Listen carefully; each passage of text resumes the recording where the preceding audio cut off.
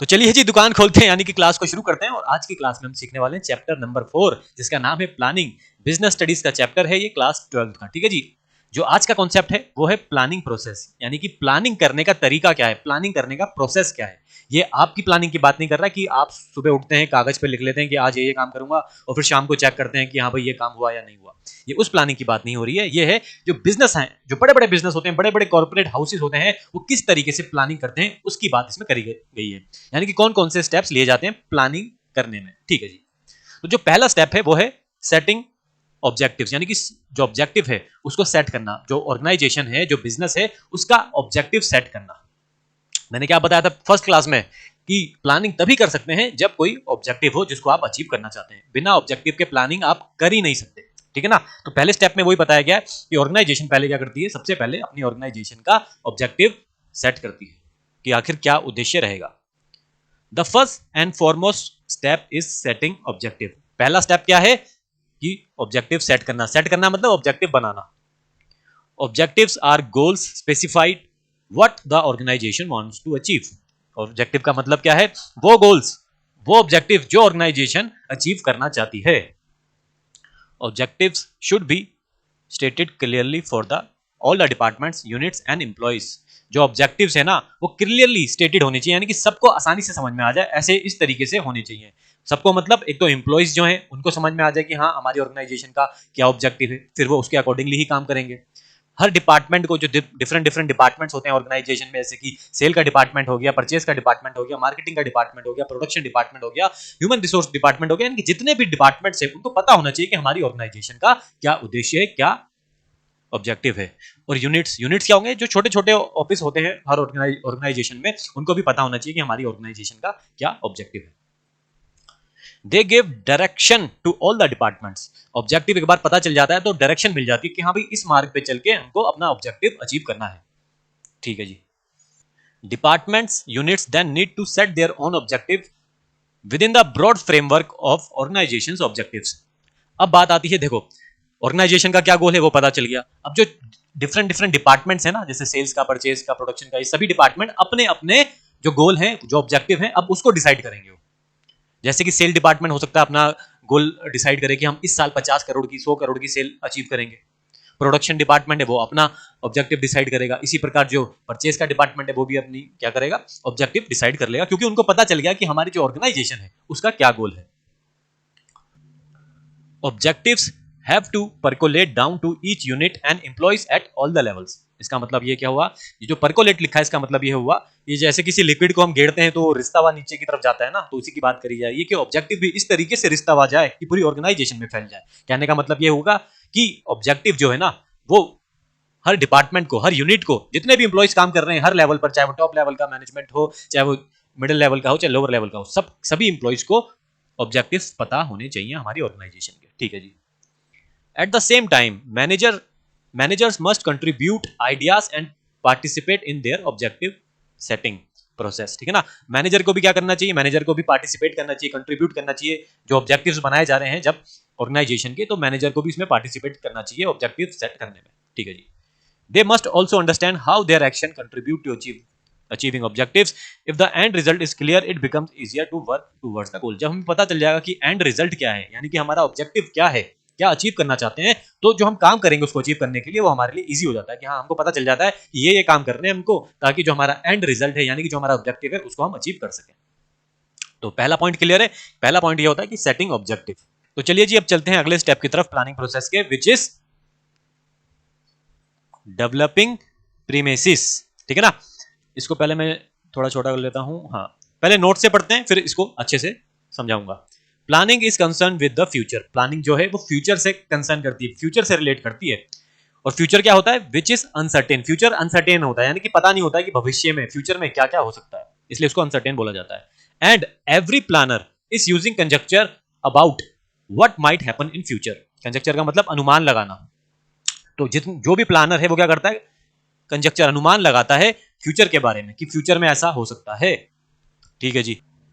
Therefore, the manager is required to make certain assumption about the future। इसलिए manager को ना कुछ assumption लेनी पड़ती है। assumption का मतलब क्या होता है, अनुमान लगाना, कि सोचना कि भविष्य में ऐसा भी हो सकता है।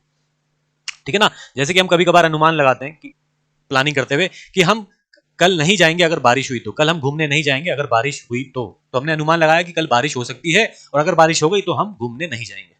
ठीक है ना। तो प्लानर जो होते हैं उनको कुछ ना कुछ अजम्पशन लेनी पड़ती है प्लानिंग करते समय। These assumptions are called premises। ये जो assumption है ना, जो अनुमान लगाए जाते हैं, इसी को premises कहा जाता है। Assumptions are base material upon which plans are to be drawn। ये जो assumption है ना, इसी को कहा गया है base material, यानी कि raw material कह लो आप एक तरीके से प्लानिंग का। ठीक है ना। The base material may be in the form of forecasting, existing plan and past information about the policies। देखो इसमें ये बताया गया है प्रीमिसेस यानी कि assumption कैसे करी जाती है। इसके 3 तरीके हैं, एक है फोरकास्टिंग के द्वारा, एक है एग्जिस्टिंग प्लान के द्वारा और एक है पास्ट इंफॉर्मेशन के द्वारा। फोरकास्टिंग का मतलब प्रिडिक्ट करना कि फ्यूचर में क्या क्या हो सकता है, वो हमने प्रिडिक्ट कर लिया। ठीक है ना। और हमने एज्यूम कर लिया कि हाँ भाई भविष्य में ये होगा, तो हमने फोरकास्ट करा। एग्जिस्टिंग प्लान यानी कि जो अभी हमारा प्लान चल रहा है उसमें से भी तो कुछ इन्फॉर्मेशन मिलेगी कि हम कुछ एजम्पशन कर सकते हैं। मान लो हमने पिछले साल 5 करोड़ की सेल करी थी, 5 करोड़ की सेल करी थी, वो कैसे करी थी, कुछ इन्फॉर्मेशन वहां से भी मिलेगी ना, जो हमारा एग्जिस्टिंग प्लान चल रहा है। तो हमने वहां से इन्फॉर्मेशन निकाली और अज्यूम करा कि भविष्य में भी ऐसा ही होगा जैसे कि एग्जिस्टिंग प्लान में हुआ था। तीसरा तरीका है पास्ट इन्फॉर्मेशन, जो हिस्ट्री में हमको हमारे पास इन्फॉर्मेशन है उससे कुछ ना कुछ इन्फॉर्मेशन हमने निकाली और कुछ ना कुछ चीजें आगे अज्यूम करी कि आगे भविष्य में भी वो चीजें रिपीट होंगी, तो हमने अज्यूम कर लिया। तो इस लाइन में यही बताया गया था। All managers involve in planning should be familiar with the assumption। Familiar का मतलब परिचित होना। जितने भी मैनेजर्स हैं उन जो प्लानिंग कर रहे हैं उनको पता होना चाहिए कि क्या क्या assumption लगाई गई है प्लानिंग करते समय। ठीक है ना। यानी कि क्या क्या प्री मिसेस है प्लानिंग की। मान लो 5 मैनेजर्स मिलकर प्लानिंग कर रहे हैं, पांचों ने कुछ ना कुछ assumption लगाई, किसी ने कुछ लगाई, किसी ने कुछ लगाई, तो सभी को पता होना चाहिए कि सबने कौन कौन सी assumption लगाई है प्लानिंग करते समय। इसमें यह बताया गया है। आगे ये खुद पढ़ना है आपको। प्लानिंग ये जो फोरकास्टिंग मैंने आपको समझा दिया था, यहाँ से यहाँ तक खुद पढ़ लो। ठीक है ना। बात यही हुआ, पहले हमने ऑब्जेक्टिव सेट करा, उसके बाद हमने एजम्पशन करा कि हाँ भाई आगे भविष्य में क्या क्या हो सकता है, हमने अनुमान लगाया। वो अनुमान लगाने के कितने तरीके हैं? 3 तरीके हैं, फोरकास्टिंग, एग्जिस्टिंग प्लान और पास्ट इंफॉर्मेशन। ठीक है जी। तो चलिए जी अब चलते हैं अगले स्टेप की तरफ प्लानिंग प्रोसेस के, वो है identifying alternative courses of action. इसको पहले मैं छोटा कर देता हूं। हाँ जी, देखो हमने अपनी ऑर्गेनाइजेशन का ऑब्जेक्टिव तो डिसाइड कर लिया कि ये हमारी ऑर्गेनाइजेशन का ऑब्जेक्टिव है। अब इस ऑब्जेक्टिव को अचीव करने के लिए कौन कौन से तरीके हैं, अब वो हमें चुनने हैं, वो पहचानने हैं। ठीक है ना। जैसे कि आपको एग्जांपल देता हूं मैं, एक ऑर्गेनाइजेशन है, उसका गोल ये है कि वो क्या करना चाहता है, 50 करोड़ की सेल करना चाहता है इस साल। वो ऑर्गेनाइजेशन, वो बिजनेस 50 करोड़ की सेल करना चाहता है। तो अब उसको ये चीजें पहचाननी पड़ेंगी, ये ऑप्शन निकालने पड़ेंगे कि किस तरीके से हम इस 50 करोड़ तक पहुंच सकते हैं। क्या हम ऑनलाइन भी अपना प्रोडक्ट बेचें, ऑनलाइन यानी कि अमेजोन पे बेचा, फ्लिपकार्ट पे बेचा, या फिर हम एक्सपोर्ट करें, विदेशों में बेचें, या फिर हम पूरे इंडिया में अलग अलग ब्रांचेस खोलें, अपने अलग अलग ब्रांच खोल दीजिए। तो कुछ भी तरीके, कौन कौन से तरीके अवेलेबल है अपने ऑब्जेक्टिव तक पहुंचने के लिए, ये उसमें इसकी बात करी जाइए। जल्दी से पढ़ लेते हैं क्या लिखा गया है। Once objectives are set and assumption are made. जैसे ही आपने अपना ऑब्जेक्टिव सेट कर लिया है और अजम्पशन भी बना लिए हैं, यानी कि अनुमान लगा लिए हैं, अगला स्टेप क्या होता है, then the next step would be to act upon them. अब बारी आ गई है उन पर एक्ट करने की, एक्शन लेने के लिए। वो एक्शन क्या है, there may be many ways to act and achieve objective. काफी सारे तरीके हैं अपने ऑब्जेक्टिव तक पहुंचने के। वो क्या है, all the alternative courses of action should be identified. जितने भी ये जो लिखा हुआ गया है ना ऑल्टरनेटिव कोर्सेज ऑफ एक्शन, इसका मतलब है कौन कौन से ऑप्शंस अवेलेबल हैं जिनके द्वारा हम अपने ऑब्जेक्टिव तक पहुंच सकते हैं। The courses of action which may be taken could be इधर रूटीन और इनोवेटिव। जो हमारे कोर्सेज ऑफ एक्शन है ना, जो ऑप्शन है वो हो सकता है या तो हम इनोवेटिव लाएं, नया तरीका लेकर आए, या फिर रूटीन वाला जो पहले से चला आ रहा था उसी को हम फॉलो करें। ठीक है जी, ताकि हम अपने ऑब्जेक्टिव तक पहुंच सकें। एन इनोवेटिव कोर्स में be adopted by involving more people and sharing their idea. यानी कि इनोवेटिव या कि नया कोर्स ऑफ एक्शन ला रहे हो, नया ऑप्शन ला रहे हो आप, तो उसमें ज्यादा पीपल यानी कि ज्यादा मैनेजर्स इन्वॉल्व होने चाहिए ताकि वो अपना आइडिया शेयर कर सकें। If the project is important, अगर जो प्रोजेक्ट है, जो ऑब्जेक्टिव है वो इंपॉर्टेंट है, then more alternative should be generated. तो ज्यादा ऑल्टरनेटिव यानी कि ज्यादा ऑप्शंस आपको बनाने चाहिए ताकि आप अपने गोल तक पहुंच सकें। ठीक है ना। And thoroughly discussed among the members of the organisation, सब आपस में डिस्कस करें उसको अच्छे से, ताकि आपको पता चल जाए कि कौन कौन से तरीके हैं, कौन कौन से ऑप्शन है जिनसे हमारी ऑर्गेनाइजेशन का गोल है जो अचीव किया जा सकता है। तो इसमें यह बताया गया है। तो चलिए जी अब चलते हैं अगले स्टेप की तरफ, जो कि है, पहले इसको मैं मिनिमाइज कर देता हूं। ठीक है जी। अगला स्टेप आ गया है इवेल्युएटिंग ऑल्टरनेटिव कोर्सेज, यानी कि जितने भी कोर्सेज थे, जितने भी ऑप्शन थे, अब उनको इवेल्युएट करना है कि किसमें क्या अच्छाई है, किसमें क्या कमी है। सबकी अच्छाइयाँ, सबकी बुराइयाँ, जितनी भी कमियां हैं उनको इवेल्युएट करना, परखना, ताकि हम एक अच्छा, एक बेहतर ऑप्शन चुन सकें ऑब्जेक्टिव को अचीव करने के लिए। The next step is two way the pros and cons of each alternative. Pros and cons का मतलब वही कि अच्छाइयाँ क्या हैं और कमियां क्या हैं हर ऑल्टरनेटिव की, हर ऑप्शन की देखना। Each course will have many variables which have to be weighted against each other. यानी कि जितने भी कोर्सेज है ना, हर कोर्स में यानी कि हर ऑप्शन में काफी सारे वेरिएबल्स होंगे, यानी कि किसी में बहुत ज्यादा अच्छाई होंगी, किसी में बहुत ज्यादा कमियां होंगी, तो हर एक के अंदर होगा, वो सभी को हमको इवेल्युएट करना पड़ेगा। ठीक है जी। The positive and negative aspects of each proposal need to be evaluated in the light of objective to be achieve. यानी कि जो पॉजिटिव और जो नेगेटिव एस्पेक्ट्स हैं हर ऑप्शन के, उनको हमें इवेल्युएट करना है ताकि हम ऑब्जेक्टिव अचीव कर सकें अपने ऑर्गेनाइजेशन का। तो इवैल्यूएशन करनी पड़ेगी ना, देखना पड़ेगा हमें कौन सा हमारे लिए सूटेबल है। ठीक है ना। अब देखो यहाँ से ना मैं सारा आप कट कर दो यहाँ से, क्योंकि अभी मैं आपको समझाने बैठूंगा तो इसमें टाइम ज़्यादा लगेगा। काफ़ी टर्म्स ऐसी हैं इसमें जो मेरे को आपको समझानी पड़ेंगी, जैसे कि ये आ गया earnings, earning per share, interest rate, dividend, और ये इतना इंपॉर्टेंट है भी नहीं कि अभी आपको मैं समझाऊं। Alternatives are evaluated in the light of their feasibility and consequences. जो ऑल्टरनेटिव्स है ना, डिफरेंट डिफरेंट ऑप्शंस है, अब हमें देखना पड़ेगा कौन सा फिजिबल है, यानी कौन सा संभव है जिसको हम कर सकते हैं। कोई असंभव वाला ऑप्शन तो नहीं आ गया। अगर असंभव वाला है जिसको नहीं कर सकते, इम्पॉसिबल है, उसको हटा देंगे, है ना। तो उसी की बात करी गई है। तो चलिए जी बच्चों, अब चलते हैं अगले स्टेप की तरफ प्लानिंग प्रोसेस के, जो कि है सिलेक्टिंग एन ऑल्टरनेटिव। पहले हमने क्या करा था, ऑप्शंस थे, जो डिफरेंट कोर्सेज ऑफ एक्शन थे, ऑल्टरनेटिव्स थे, उनको इवैल्यूएट करा। अब हमको सिलेक्ट करना है कि हमारे लिए कौन सा बेस्ट है। इतने सारे क्या थे, ऑप्शंस अवेलेबल थे, हमने एक को सिलेक्ट करा जो हमारे लिए बेस्ट था, उसकी इसमें बात करी गई है। This is the real point of decision making. ये है रियल पॉइंट डिसीजन मेकिंग का, क्योंकि हमको चुनना पड़ेगा कौन सा बेस्ट है। The best plan has to be adopted. जो बेस्ट प्लान है उसको हम अडॉप्ट करेंगे और उसको इंप्लीमेंट करेंगे, यानी कि अब उसको उस पर काम करना शुरू करेंगे। द आइडियल प्लान कौन सा है, बेस्ट प्लान कौन सा है, वो प्लान है would be the most feasible, जो सबसे ज्यादा फिजिबल है, यानी कि जिसको करने की संभावना ज्यादा है और वो ज्यादा प्रॉफिटेबल होगा। And with least negative consequences, यानी कि जो उसके प्रभाव है वो कम से कम, नेगेटिव प्रभाव है वो बहुत कम होंगे, कम से कम पड़ेंगे। ठीक है जी। Most plans may not always be subjected to mathematical analysis. ठीक है ना। इसमें ये बोला गया है जितने भी आपके पास ऑल्टरनेटिव्स हैं, ये देखो, मान लो आपने 4-5 ऑप्शन थे आपके पास। जो पहला ऑप्शन था उसमें आपको लगा कि आपकी 50 करोड़ की सेल हो जाएगी इस साल, जो ये तो पहला ऑप्शन था। अगर कोई दूसरा ऑप्शन था, आपको लग रहा है उसमें 70 करोड़ की सेल हो जाएगी। तीसरा ऑप्शन ऐसा है जिसमें आपको पता नहीं चल रहा है कि कितने की सेल होगी, कितने करोड़ की सेल होगी। तो कई बार क्या होता है, ऐसे ऑप्शन भी हमारे पास आ जाते हैं जिस पर हम मैथमेटिक्स नहीं लगा सकते। तो इसमें वही बोला गया है, most plans may not always be subjected to a mathematical analysis. अगर हम मैथमेटिक्स एनालिसिस नहीं कर सकते हैं तो हमें क्या करना होगा ऐसे केस में। इसमें ऐसे केसेस में मैनेजर अपने एक्सपीरियंस से, अपने जजमेंट से काम करता है, अपने इंट्यूशन लगाता है और फिर सिलेक्शन करता है किसी भी ऑप्शन की। ठीक है जी।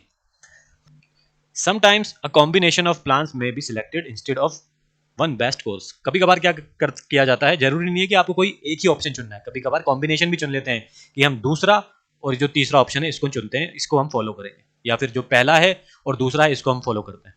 तो कभी कभार क्या करना पड़ता है, हम कॉम्बिनेशन भी चुन लेते हैं।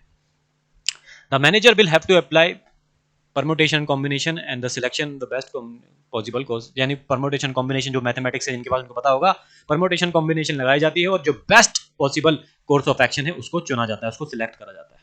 ठीक है जी।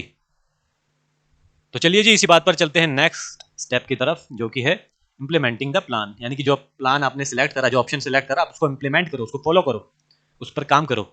This is the step where other managerial functions also come into the picture. The step is concern with putting the plan into action. यानी कि जो स्टेप है इसमें क्या करा जाता है, जो आपने प्लान चुना है उसको अब एक्शन में लाओ, यानी कि उस पर काम करो। That is doing what is required, यानी कि जो जरूरी है अब उस पर काम करो। For example, if there is a plan to increase the production then more labour, more machinery will be required.